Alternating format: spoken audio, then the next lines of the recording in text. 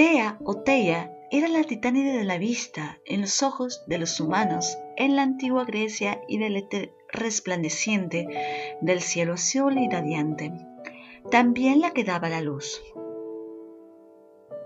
Esta divinidad era, por extensión, la diosa que dotaba al oro, la plata y las gemas de su brillo y valor intrínseco. Al ser una titánide de la luz, ella es lo contrario al Erebo, que era el dios primordial de la oscuridad. Su nombre deriva de las palabras griegas Teia, que podría decirse Tea, dando traducción a vista, inspiración divina y profecía con el nombre Teiasó. Otros nombres son Aitre, Aetra o Éter, que significa cielo azul. Eurifesa significa amplio brillo y resplandor, e Ignea, que se refiere a rastreo y seguimiento. Los antiguos griegos creían que los ojos emitían un rayo de luz invisible similar a una lámpara que permitía ver todo lo que tocaba. Con su nombre Atrea, Tea era aparentemente un aspecto femenino de la deidad primordial Éter, que era el brillante del cielo azul o cielo luminoso. Esto era porque ambos habitaban en el firmamento del cielo. Tea también era una diosa oracular cuyo nombre estaba relacionado con la palabra Teiasó, que significa adivina o profetiza.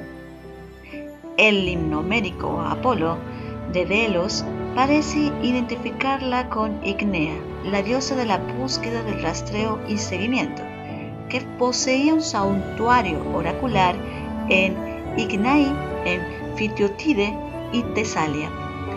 Las hermanas de la titánide Tea también eran diosas oraculares. Febe sostenía Delfos, Menemosine a Levadeia, Dione Dodona y Temis presidían todos los oráculos. Por este motivo, ella estaba relacionada con la profecía. Teia era hija de Gea, la tierra madre, y de Urano, el cielo. Se creía que era la primera hija de ellos. Por lo tanto, ella es hermana de los titanes, Océano, Crio, Hiperión, Japeto, Seo, Temis, Rea, Febe, Tetis, Menemosine, Crono y a veces Dione. También era hermana o media hermana de los cíclopes, los hecatónquiros, los gigantes, los melías, las ernías y es media hermana de Afrodita en algunas versiones. Tifón, Pitón, Ponto, Taumas, Forcis, Nereo, Euribea y Seto. Ella se unió a su hermano Hiperión, el dios titán de la luz celestial, y fue madre de Helios, Selene y Eus, los astros o luces del mundo.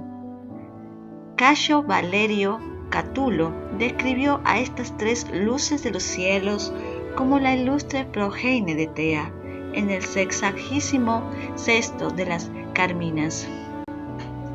Píndaro, en su Oda Ísmica, dice que Tea era la madre de Helios, el sol, diosa de muchos nombres. Gracias a ella los hombres atribuyen al oro una fuerza que supera a todos los demás poderes que existen, pues las naves que surcaban los mares en rivalidad y los corceles que corrían por su honor era demasiado grande, porque la consideraban como la reina. Ellos alcanzaban la cima de las hazañas maravillosas entre las ruedas giratorias de la lucha y en las contiendas de los juegos. Ellos cosechaban ese premio de gloria que todos los corazones anhelaban. Aquí parece una diosa del brillo en particular y de la gloria en general, pero la alusión de Píndaro a ella como Teia de muchos nombres es reveladora, ya que sugiere asimilación refiriéndose no solo a diosas madres del sol similares como Febe y Leto, sino quizás también a figuras maternas más universalistas como Rea y Cíbeles, Además, un escolio en esas líneas escribió: el sol vino de Teia e Hiperión, y del sol salió el oro, denotando una conexión especial de Teia, la diosa de la vista y el brillo, con el oro como madre de Helios, el sol. Se conoce algunos mitos de ella. En uno se sabe que Leto, en la isla de Delfos, fue atormentada durante 9 días y 9 noches con dolores insólitos, y con ella estaban las diosas más importantes: Dione, Rea, Ignea, que es Teia, Temis, la que gemía a gritos, Anfitritre, y las demás diosas inmortales veían el parto de la diosa Leto. Entonces el niño saltó a la luz, y todas las diosas lanzaron un grito. Inmediatamente tomaron al dios Apolo, lo lavaron con agua dulce y pura, lo envolvieron en una túnica blanca de fina textura, recién tejida, y lo ciñeron con una banda de oro.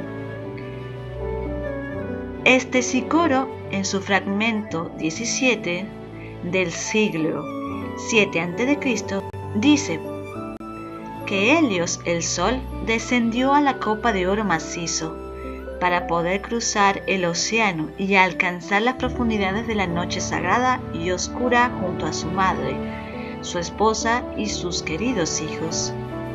Robert Graves relata que en mitos que datan en la antigüedad clásica se hace referencia a Tea como la Eurifesa de ojos de vaca que dio a luz a Helios.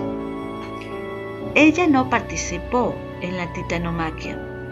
Se mostró imparcial con las demás titánides, aunque otros dicen que ella sí estuvo en la guerra en contra de los dioses y después cayó en el Tártaro, donde pasó varios años hasta que salió y se fue a vivir con su hijo Helios en un palacio ubicado en la corriente del río Océano, donde espera a su hijo en cada noche, que viaja en una copa de oro, y convivía con las horas estacionales.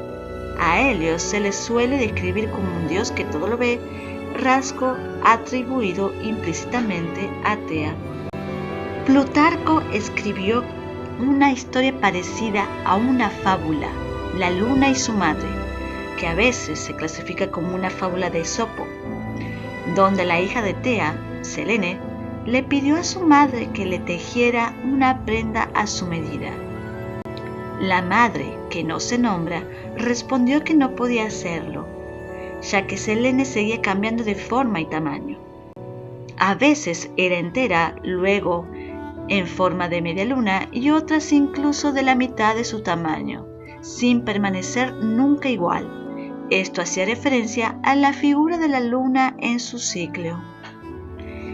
En el friso oriental de la gigantomaquia del altar de Pergamó, se conjetura que la figura de la diosa que se conserva luchando contra un joven gigante junto a Helios es su madre Tea. Esto da a entender que quizás Tea tal vez tenga un mito perdido que se narra cómo luchaba contra un enemigo en la gigantomaquia. Una versión poco ortodoxa del mito presentada por Diodoro identificó a Tea como Basileia, reina, palacio real, siendo hija de Urano y Gea, reyes de la Atlántida. Ambos tuvieron hijos, las dos mayores hijas, las más renombradas, llamadas Basilea y Rea, a quienes algunos también llamaban Pandora, aparecen en este relato. Como Urano y Gaia se irían al reino de los dioses, iban a dejar de encargo su reino a sus hijas.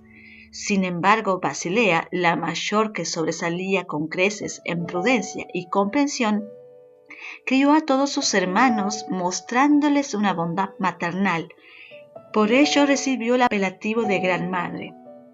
Y tras la conversión de su padre de entre los hombres al círculo de los dioses, con la aprobación de las masas y de sus hermanos, ascendió a la dignidad real, aunque aún era doncella y debido a su extrema castidad no había querido casarse con ningún hombre.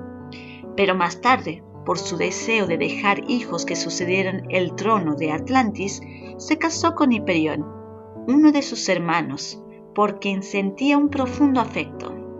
Y cuando a Basilea le nacieron 2 hijos, Helio y Selenia, muy admirados tanto por su belleza como por su castidad, los hermanos de Basilea, según dicen, envidiosos de ella por su feliz descendencia y temiendo que Hiperión desviara el poder real hacia sí, cometieron un acto completamente impío, pues, conspirando entre ellos, mataron a Hiperión a espada y arrojaron a Helio, un niño aún en edad, al río Eridano, ahogándolo. Cuando este crimen salió a la luz, Selenia, que amaba mucho a su hermano, se arrojó desde el tejado, pero su madre, mientras buscaba su cuerpo río abajo, le fallaron las fuerzas y, desmayándose, tuvo una visión en la que creyó que Helio estaba de pie sobre ella y la instó a no llorar su muerte, porque dijo que los titanes recibirían el castigo que merecen, mientras que él y su hermana serían transformados por alguna providencia divina en naturalezas inmortales, ya que aquello que antes se había llamado fuego sagrado, en los cielos sería llamado por los hombres Helios, el sol, y aquello llamado Mené se llamaría Selene, la luna. Cuando despertó del desmayo, relató a la multitud el sueño y las desgracias que le habían sobrevenido, pidiendo que rindieran a los muertos honores como los que se otorgan a los dioses y afirmando que ningún hombre volvería a tocar su cuerpo. Y después de esto, se volvió frenética y, apoderándose de los juguetes de su hija, que hacían ruido, comenzó a vagar por la tierra con el cabello suelto, inspirada por el sonido de los timbales y címbalos, de modo que quienes la vieron quedaron atónitos. Y todos los hombres se compadecieron de su desgracia, y algunos se aferraban a su cuerpo, cuando se desató una poderosa tormenta y continuos truenos y relámpagos, y en medio de esto Basilea desapareció de la vista, con lo cual la multitud, asombrada por este cambio de fortuna, transfirió los nombres y los honores de Helio y Selene a las estrellas del cielo, y en cuanto a su madre, la consideraban una diosa y le erigían altares, e imitando los incidentes de su vida, con el golpeteo de los timbales y el choque de los címbalos, le rindieron de esta manera sacrificios y todos los demás honores. Por otro lado, Faetón era un joven hijo de Helios que rogó a su padre que le permitiera conducir el carro del sol. Este joven murió cuando cayó. Se sabe que el nombre Faetón significa el brillante o radiante, del verbo griego paeto, brillar. Esto también podría relacionarse con su hermana. El papel mitológico de Tea como madre de la luna bastó para nombrar así a un hipotético planeta llamado Tea, que de acuerdo con la teoría del gran impacto, colisionó con la Tierra, provocando la creación de la luna. Por último, un monte de Venus y el asteroide 405 llevan su nombre. Además, una región del planeta Venus se llama Tethys, ya que otra región se conoce como Theis. Se podría suponer que la conocida como Tethys sea en honor a Tea. Esto es todo, mis oyentes queridos. Llegamos al final de la mitología de la diosa Tea. Espero que les haya gustado este video. Si es así, pueden dejar un like, comentar el video, compartirlo. Espero que estén bien y nos vemos pronto.